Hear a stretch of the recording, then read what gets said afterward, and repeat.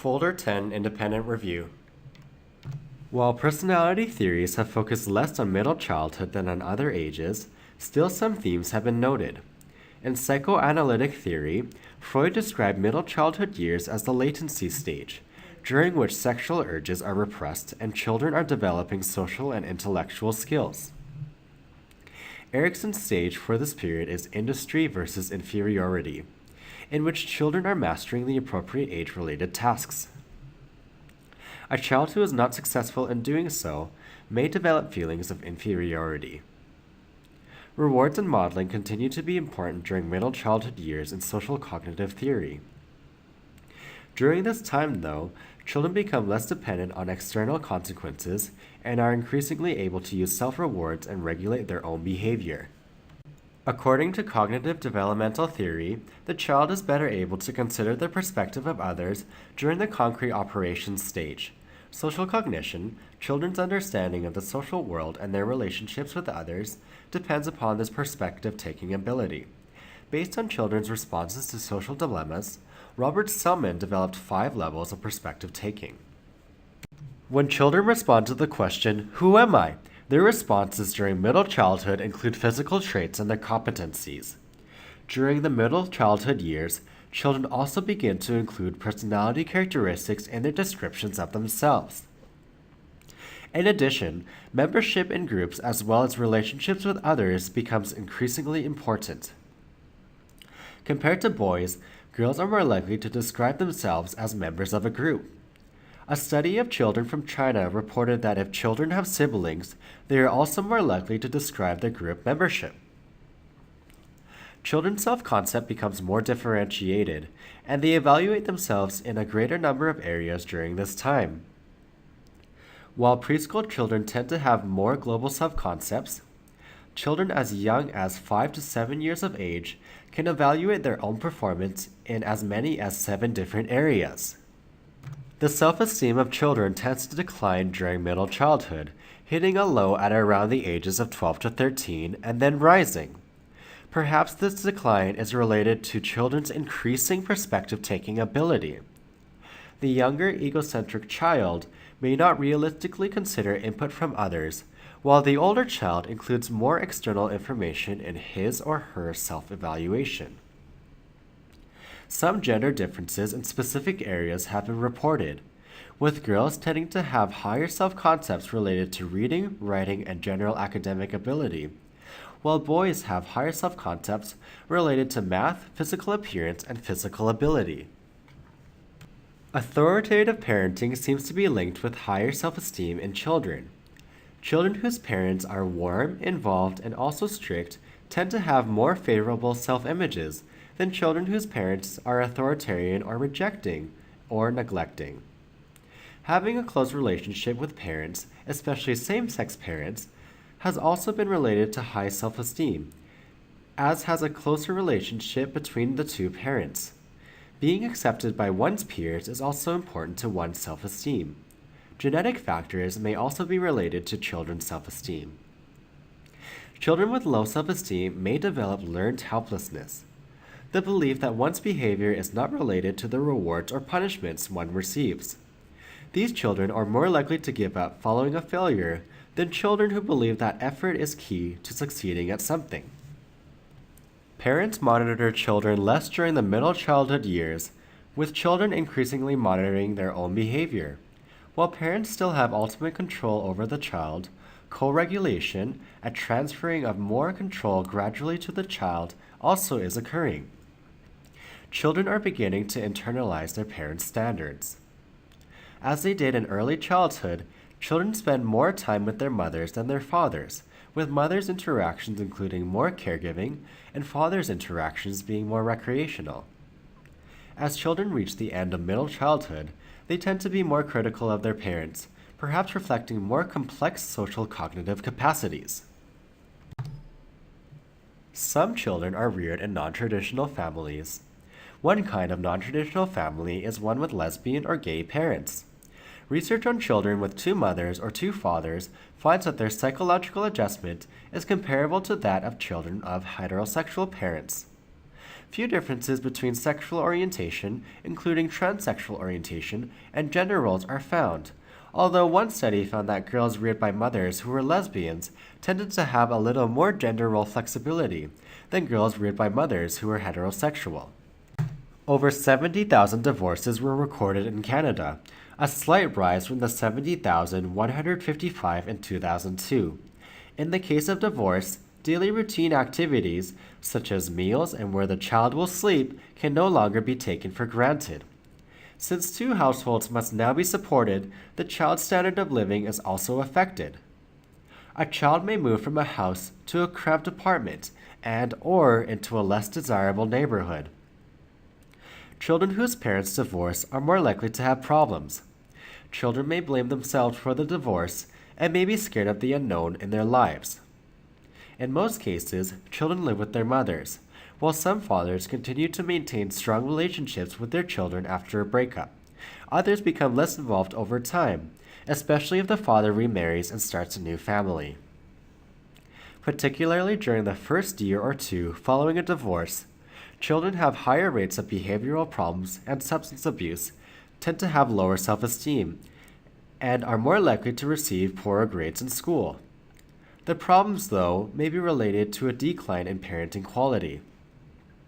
Family life tends to become more disorganized, and divorced mothers have more difficulty enforcing restrictions on their sons' behaviors.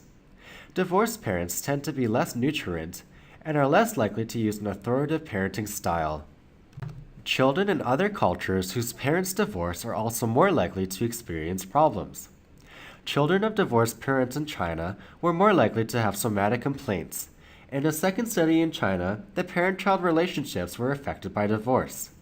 Economic hardships following divorce, leading some children to feel inferior, were reported in a study of mothers and children in Botswana, Africa. Boys may have a harder time adjusting to parental divorce than girls. The child's temperament may be a factor in this. Hetherington reported that boys of divorced parents continue to have conduct, academic, and social problems as long as 6 years after a divorce, while girls tended to adjust in 2 years. Interestingly, another study suggests that the negative effects may be due to indirect factors related to the mother, rather than to the divorce per se. After controlling for mother's education, socioeconomic status, and psychological adjustment, no differences were found between children from intact families and children living with separated or divorced mothers. The majority of divorced parents remarry. About 1 in 3 children will spend part of their lives in a step-family. Stepfathers can serve as role models for stepsons, as can stepmothers for stepdaughters. One study found that a positive relationship between stepmother and stepchild was related to better self-esteem in girls and less aggression in boys. On the other hand, the risk of infanticide is much higher in stepfamilies than in genetically related families. The risk of sexual abuse is also greater by a stepparent than a biological parent. If parents have gotten a divorce, children fare best if the parents cooperate with each other in the child rearing. Regardless of the question of whether or not parents should stay together for their children's sake, marital conflict has been linked to problems in children, just as divorce has. When children see parents fighting, even physiological measures such as heart rate, blood pressure, and skin conductance are affected. One study reported that, while separation and divorce were related to increased problem behaviors in children, families with high levels of marital conflict that remained intact had children with even more behavioral problems. For mothers with the youngest child between the ages of 6 and 15 years old, workforce participation ranges from 74.4% in Newfoundland to 85.5% in Manitoba, with a Canadian average of 80.7%. A related question is the potential effect of maternal employment on children. The effect of paternal employment has not been examined because of the traditional assumption that the father is the breadwinner. In general, there are little data to suggest that maternal employment is significantly harmful to children. One study found that while maternal employment status per se was not related to delinquent behaviors, lack of supervision of children had a slight indirect effect on delinquency rates. Another study, using the same national dataset, reported that parents being employed more hours was related to slightly lower academic achievement and cognitive development scores in children. The same study, though, found beneficial effects for children of lower income families and single mothers. Maternal employment may also be related to greater independence and responsibility in school-aged children, and children of employed mothers may have less traditional gender role stereotypes. Daughters whose mothers were employed tended to have higher career goals and were more achievement-oriented than daughters whose mothers were not employed. Children may view their mothers as more competent if their mothers are employed. As one might expect, families in which the mother is employed are more egalitarian, not only in the distribution of the breadwinner role, but also in household chores. Mothers who are employed tend to be happier. This may lead to more positive interactions with their children. Peers become increasingly important during middle childhood. Because peers are from a different generation and have different needs and interests than parents, peers broaden children's experiences. They can provide children with the opportunity to practice various relationship skills and competencies. Whether or not children are accepted or rejected by their peers relates to later emotional and social adjustment. Children who are popular tend to be physically attractive. This may be of greater importance for girls than boys. Popular children are also more likely to be nurturant, helpful, cooperative, and friendly. In general, more skilled in interactions with others. Children who are popular are more likely to praise others and are likely to have higher self-esteem. The latter may be related to their academic or athletic performance. Compared to firstborns, later-born children are more popular. Children who have had various kinds of problems, including learning as well as behavior problems such as disruption and aggressiveness, tend to be rejected by their peers. While pressure to conform to expectations of others can be powerful, in general, children who are rejected do not shape up. They tend to remain on the outskirts of the group, although another alternative is to join deviant subcultures. If children who are rejected receive training in social skills, their popularity with others tends to increase. Fears are common in preschool children. Children between the ages of 2.5 and 4 seem to have the most fears.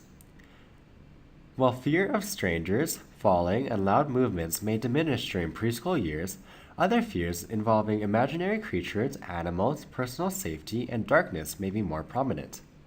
Children's fears at this age may be influenced by television and movies, as well as stories they learn. Children may be afraid to have the lights off at night because they believe to be hurt by imaginary creatures based on media. Children also fear real objects and situations, including high places, lightning and thunder, dangerous insects, and sharp objects. As children reach middle childhood, their fears include a fear of criticism and failure in school and in relationships. Girls on average have more fears than do boys. Participant modeling helps children overcome fears through principles of observational learning.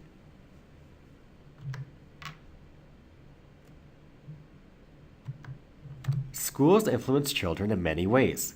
Around 50% of children have had arranged pre-kindergarten experiences, but for many children, their first full-time school experience is in kindergarten or first grade. The transition from home to school may be particularly difficult for children living in poverty. Parents may be less likely to provide needed emotional and economic support. One survey of 7,000 kindergarten teachers found that teachers indicated that more than one-third of students were not prepared when they began school. Language skill was a major area of concern.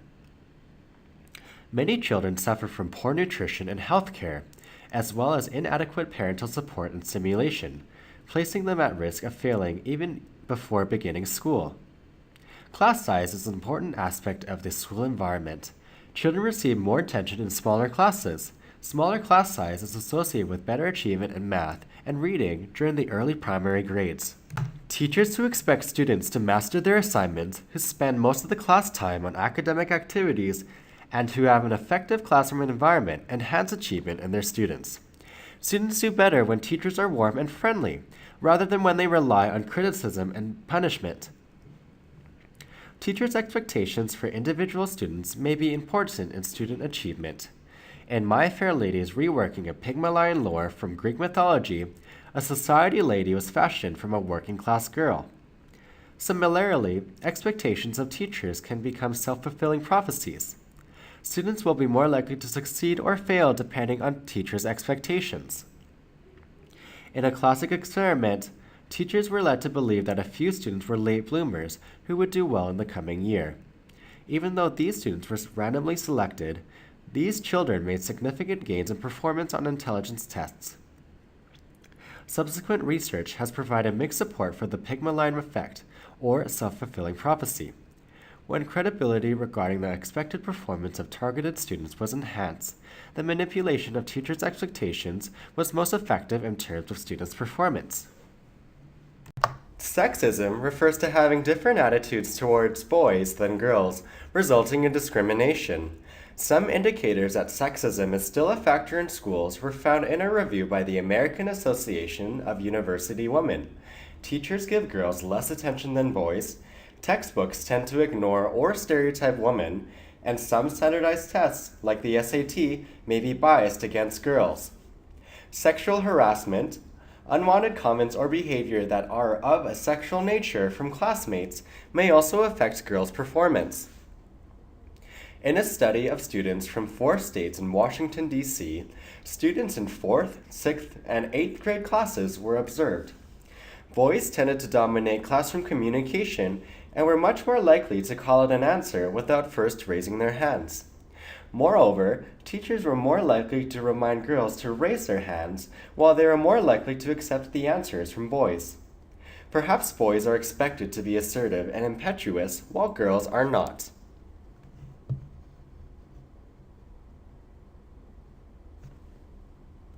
Using diagnostic criteria from the Diagnostic and Statistical Manual of the American Psychiatric Association, a number of children are diagnosed with conduct disorders. Children must have shown evidence of a troublesome behavior pattern for a minimum of 6 months to receive this diagnosis. Conduct disorders are found more commonly among boys and usually emerge by 8 years of age. Children with conduct disorders often blame others for their problems and have a low frustration tolerance. Longitudinal data indicate some stability from 3rd grade to adolescence and even adulthood.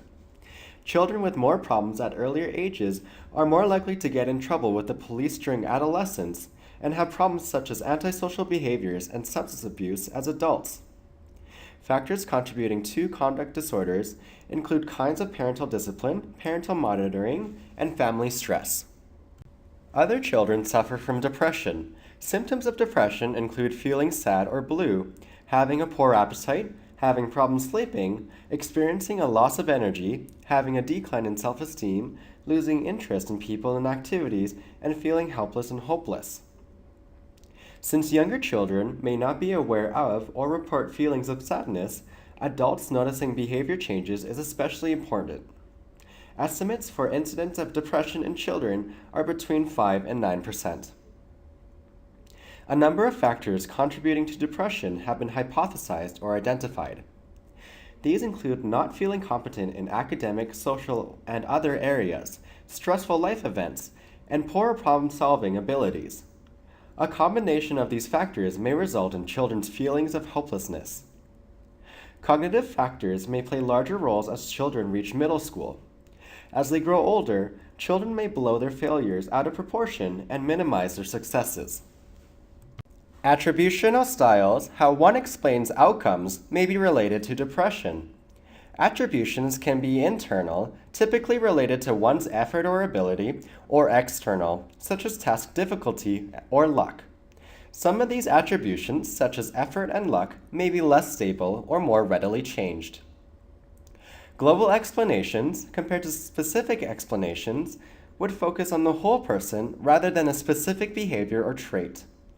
Children who explain negative happenings with internal, stable, and global factors are more prone to depression. Biological factors may also play a role in depression. Examining concordance rates for depression, if one identical twin is depressed, the other is depressed about 75% of the time. For fraternal twins, the concordance rate is only 19%. Depressed adults and children may underutilize serotonin, a neurotransmitter in the brain. Drugs enhancing serotonin action are sometimes given to treat depression. Some children may experience generalized anxiety disorder, anxiety without a specific cause, or obsessive compulsive disorder, which is characterized by recurring thoughts and compulsions that the child cannot control, such as washing their hands excessively or rechecking their belongings many times. Children can also suffer from separation anxiety disorder, a persistent anxiety regarding separation from the parent, which may affect the child's willingness to attend school. Children with this disorder may experience nausea and may fear losing a parent. This may develop after a significant stressor, such as death of a pet or relative or an illness. School phobia is a related disorder with the child being fearful of attending school and separating from the parent. Children may believe that the school is a hostile, unpleasant environment, or they may be afraid of having to perform or having to answer questions in class. About 75% of children with separation anxiety disorder also refuse to go to school.